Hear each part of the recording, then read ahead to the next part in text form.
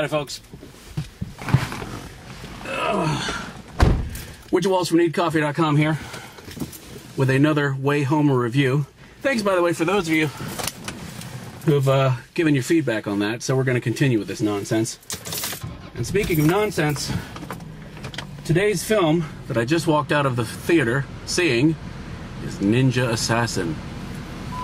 Now, I must make a confession to you. A confession and kind of a story. Tell us a story, Uncle Witch. Alright, I'll tell you a story. Here's the story. You damn whippersnappers don't remember, but there was a time when we didn't even have Blockbuster videos. All we had were mom and pop video stores that stocked all kinds of crazy shit. And we would go and we would rent movies from them and we would watch them. And we were grateful because before that, all we had were 3 channels. Anyway, so I lived out in the middle of nowhere, and there was this little bitty video store that had, seriously, it was like the size of a walk-in closet. It had enough room for shelves along the walls, and then it had like, you know, a space for maybe like an X-shaped shelf in the center for stuff, and you literally probably couldn't fit more than, I don't know, 8, 9 people in there at a time without feeling claustrophobic. It was tiny. So anyway, that was very close to where I lived, so it was extremely convenient to stop by there on the way home from school or wherever, and you would pick up stuff.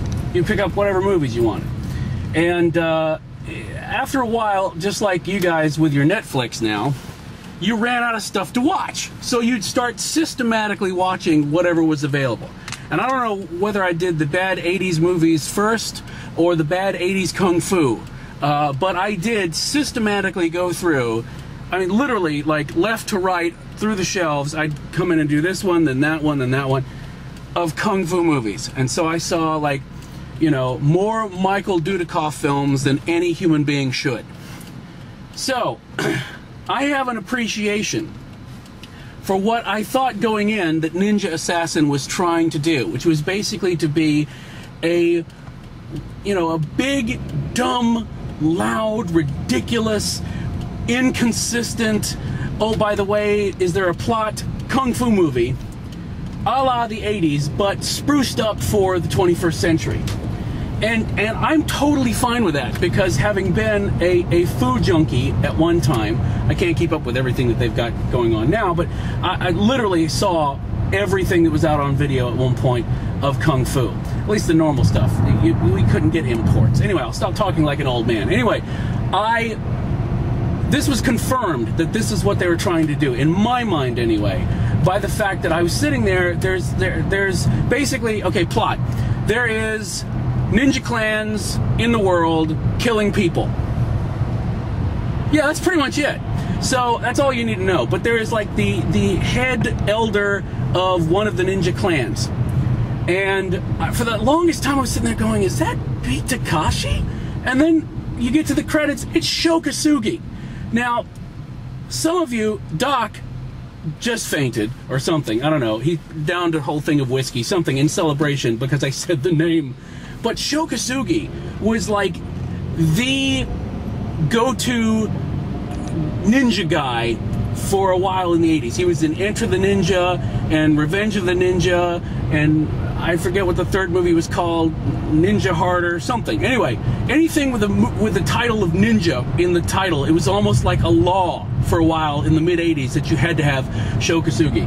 And so he's playing like the head bad guy. So to me, that's a definite broadcast message to fans of the genre. Hey, this is what we're doing. Because trust me, whenever there's not people getting their asses kicked, like with a lot of action films these days, it does have a tendency to drag. The dialogue is not the best. The action is inconsistent. As you might imagine, throwing stars are the most deadly weapon ever unless you're an important character. I mean, stuff like that. But honestly, if you're familiar with the way Kung Fu movies worked in the 80s, you should not be surprised at all, because it was all cheesy and big and loud. Now it's just cheesy, big and loud, and with some CG thrown on top, and I don't know, more production value. So I can't get angry with a film like that. It's like a dumb puppy. You can't kick it. So I have to say that Ninja Assassin was positive because it understood what it was. Just a big, dumb Fu movie. Also in there is Naomi Harris from 28 Days Later. And I think the guy's name is Ben Miles, who was in, if I remember correctly, Coupling. I think he was one of the guys in Coupling. So that was weird to see him with an automatic weapon. But no, it was not an unpleasant experience. You know, especially when people were getting their asses handed to them. And one last note I want to make is that it wasn't as bad as it has been in some films, but I wish we would go back to a time when you'd have a lot of great choreography, like ass-kicking choreography, that you could actually, like, you know, see. Because we've gotten to the point now where I know these fight choreographers and these actors and these stuntmen and everything, they put all this work into figuring out how to kick everybody's ass, right? And then you shoot it in such a way that we can't tell who the hell's who and what's happening and why and all that stuff. So it wasn't as bad as in this film. You could actually kind of see what was going on, and they are like freaking ninjas, so they're supposed to be like Wally West on crack. So it wasn't as bad in this film. But I would just like to say a plea to Hollywood. For God's sake, you know, at least on the DVD, can we have like another alternate version for like normal people who don't have ADD and would like to actually see some ass kicking going on, like full-on ass kicking?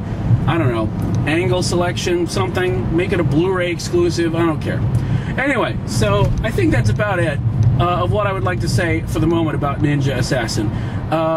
Dumb, bold and beautiful, not ashamed of what it is, and I respect that. So there you go. I can't turn to look at you to say goodbye right now because I'm still driving. So I'll simply say, it's Widget Wallace from NeedCoffee.com. Thanks for watching, and look for a full review very soon. And I'm going to keep looking this way. Bye.